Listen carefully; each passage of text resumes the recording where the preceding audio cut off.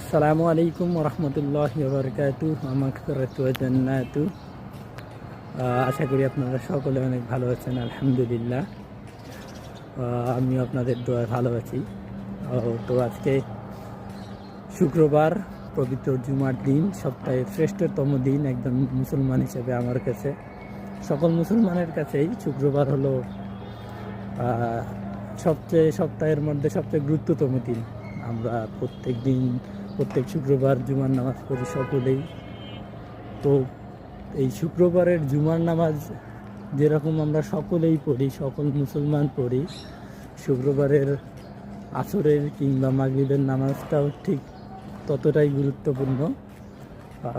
আমরা সকলে চেষ্টা করব শুক্রবারের জুমার নামাজ যেভাবে গুরুত্ব সহকারে আমরা আদায় করি, শুক্রবারের আসর এবং মাগরিবের নামাজটাও যেন সেই গুরুত্ব সহকারে আদায় করতে পারি।